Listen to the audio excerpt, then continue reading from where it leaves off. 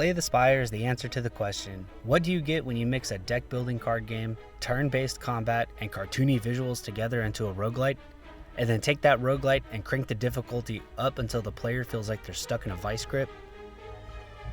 Slay the Spire was developed by Megacrit Games, also known for their other works. Well, I guess they nailed it on the first try. The game was officially out of early access in January 2019, however, I didn't play it until early 2022 on the PS4.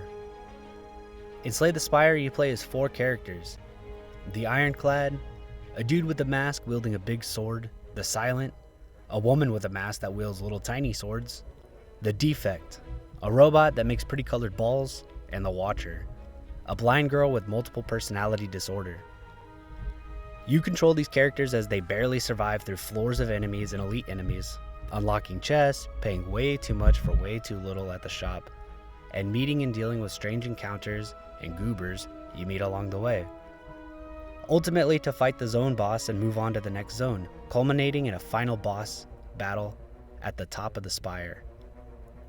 All encounters are randomized, including the rewards you get from each encounter. Rewards usually include money, potions, and a choice of a card to add to your deck, although various mechanics throughout a run can alter these significantly. One of the larger mechanics of Slay the Spire is the relic system. Throughout a run, you have various methods of acquiring relics, such as purchasing them from the shop, rewards through combat, and special, more unique relics from boss encounters. Although this big whale gives you some at the start, including the ones that start with each character. For example, Ironclad starts with the relic Burning Blood, which gives him 6 HP at the end of each combat encounter. This is great because it lets you eat 1 or 2 small hits from weaker enemies and not stress too hard. Or if you can go a few encounters without getting hit, you can recover from one particularly nasty encounter. The key to victory in Slay the Spire is to conserve your HP, deal loads of damage very fast, and gather as many relics as possible. Problem is, that's way easier said than done. Difficulty serves a very important role in roguelikes. Most roguelikes and roguelites are surprisingly short. Hades can quote-unquote be beaten in like 20 minutes, and I've got to the final boss of Risk of Rain 2 in about the same time. However, it takes hours upon hours to get good enough at the game to make that happen. This is because devs know they must balance the difficulty correctly as to not make their game so easy so first-time players aren't steamrolling the game.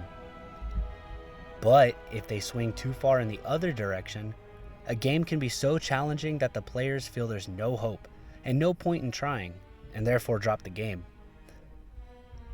Making a game too easy also runs the risk of a player being bored and uninterested, or probably even worse, feeling as if they didn't get their money's worth.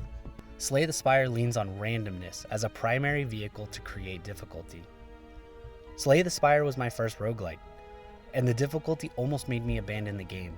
Slay the Spire is extremely RNG dependent, meaning you can get game-breaking synergies and strategies very early. Or what more often happened to me is slowly watching your health deplete, receiving cards that have no or few synergies with relics that you have, receiving worthless relics, and having all your gold stolen because you can't cause enough damage to the thieves because all you're drawing is defensive cards. Everything is random. The floor layout, the cards you draw, the enemies you get, the bosses, where the shops and rest spots are, and the relics. There are some strategies you can implement that can help you out, such as discarding cards you no longer need in order to increase the odds of drawing the cards you want, or careful selection of boss relics and such, but the randomness is overwhelming.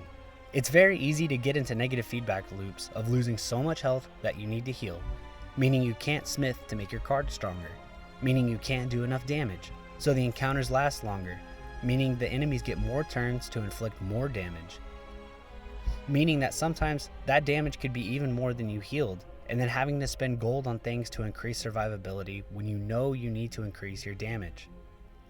I absolutely felt many times that the enemies hit twice as hard as they should and have twice as much health as they should. The worst part for me is that you can watch it happen in real time. You can feel yourself losing capability, yet still clinging onto the hope that the next relic or the next card you get can turn this run around. but most runs, that never happens. I'm sure this may be the unpopular opinion, but Slay the Spire is genuinely unfair. The odds are absolutely stacked against you, and even attacking once, when maybe you should have shielded up, can be enough to start the domino effect of spiraling to your death. However, that's the appeal. Slay the Spire wants you to fight tooth and claw, inch by bloody inch. Let me explain what I mean. Slay the Spire came to me in a very important time in my life. My son was born in April of 2022, and we had some complications that made it very difficult for us to relax at any point for the first few weeks of his life. Without getting too deep into it, decent sleep was not possible for my wife and I, which is standard for most new parents. But for us, it was shifts of a few hours of total concentration on my son, and multiple doctor's visits a week as he would cry and thrash belligerently for literal hours on end. To sit down and focus on a game during that time was impossible, until I read something on Reddit one day about games that can be played with one hand. And Slay the Spire was frequently mentioned as an easy to pick up and put down game that could be played with one hand. So at 2 a.m. on a random day in late April 2022, I looked up Slay the Spire, and lo and behold, it was free with PlayStation that month. So, with itty bitty baby in one hand and controller in the other, I began my journey through the Spire. All of my complaints of difficulty were present then, just as they are present in my recent replay through. However, I don't know if it was because of my sleep-deprived state or because I didn't really have any other gaming options at the time. I was a bit more numb to the constant teeth-grinding RNG and difficulty, so I managed to push through. And what I found was some of the most raw, stomach-churning joy of accomplishment I remember to this day. I'm gonna try to put it into words. The first time I beat one of the final bosses, a swell of tears flooded my eyes and a tension in every single one of my muscles released, like a rubber band stretched to its max, finally being allowed to rest. This was probably a week or two after downloading the game, and I remember looking at my little baby and wrapping him so tight and just letting all of the worries of all the doctor's visits, health concerns, and a fear of his future vanish into ecstatic, joyful tears, punctuated by receiving a whole new character, the Watcher, to play with. After that first successful run, Slay the Spire looks back at you and says, "Congrats, go do it again, but better." Maybe I'm Stockholmed into thinking this is actually what the devs designed the game to make you feel like, but once I actually went through the full experience of the game, it will live on with me as one of my top 5 games of all time and will recommend it to anyone. This video was inspired by the game recently being on sale through Steam, and I picked it up to play on my Steam Deck while I have downtime at my vocational school, unfortunately making me have to replay it from the beginning.